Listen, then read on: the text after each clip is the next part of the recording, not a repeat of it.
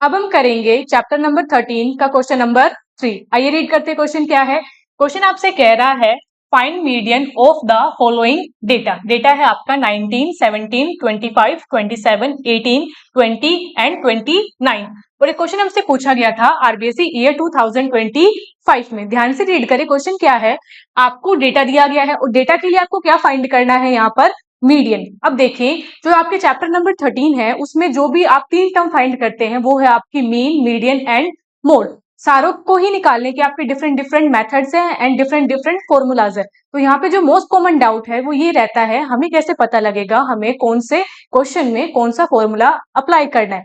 इस डाउट को सोल्व करना बहुत ज्यादा इजी है। कैसे? आपका सबसे पहला स्टेप है, आप ये देखिए कि आपका जो डेटा है वो कौन से टाइप का है। जैसे हम इस क्वेश्चन को ध्यान से देखें तो यहाँ जो आपको डेटा दिया गया है वो कैसा है, आपका अनग्रुप। अभी अनग्रुप डेटा क्या होता है? अनग्रुप डेटा यानी आपका ऐसा डेटा जिसकी कोई फ्रीक्वेंसी नहीं दी जाती है।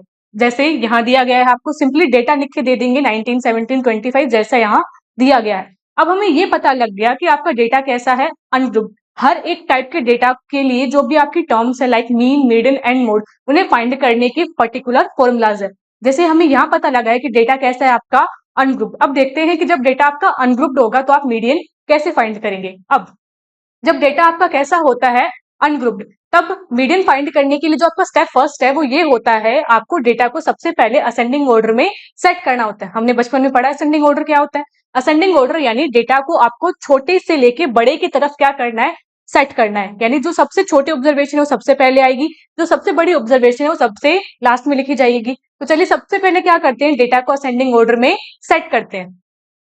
हम देखें तो यहाँ पे जो आपका सबसे छोटा नंबर है वो है आपका 17। 17 के बाद में आपका नंबर है 18, उसके बाद में आपका नंबर है 19, देन है आपका 20, 20 के बाद में है आपका 25, उसके बाद में है आपका 27 एंड देन है आपका 29।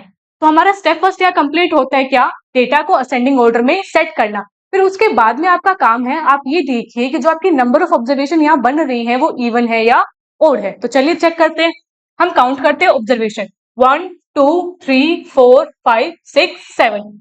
यहाँ पे जो आपकी नंबर ऑफ ऑब्जर्वेशन यानी n, वो आपकी कितनी है, 7। 7 कैसा नंबर है, 7 है ओड, यानी यहाँ पे जो आपकी नंबर ऑफ ऑब्जर्वेशन है वो क्या है, ओड। अब जब आपकी नंबर ऑफ ऑब्जर्वेशन ओड होती है तो मीडियन निकालने का जो फॉर्मूला होता है अब उसे अप्लाई करते हैं। तो चलिए अब हम लिखेंगे मीडियन।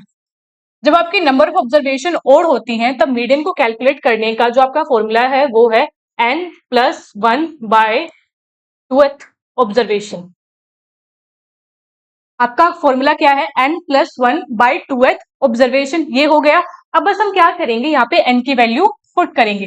n की वैल्यू कितनी थी, यहाँ 7। n क्या है, number of observation. Number of observation आपका निकल के आया था 7। तो चलिए पुट करें।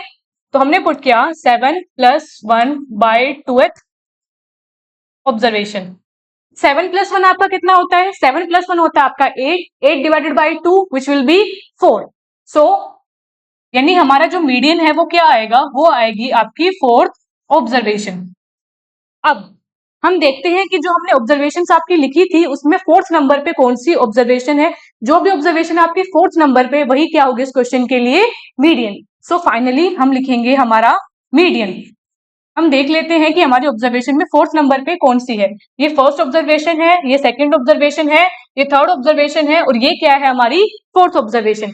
सो हम कहेंगे जो हमारा मीडियन है इस क्वेश्चन के लिए वो क्या निकल के आया, आपका 20। और यही क्या हो जाता है इस क्वेश्चन का कंप्लीट आंसर।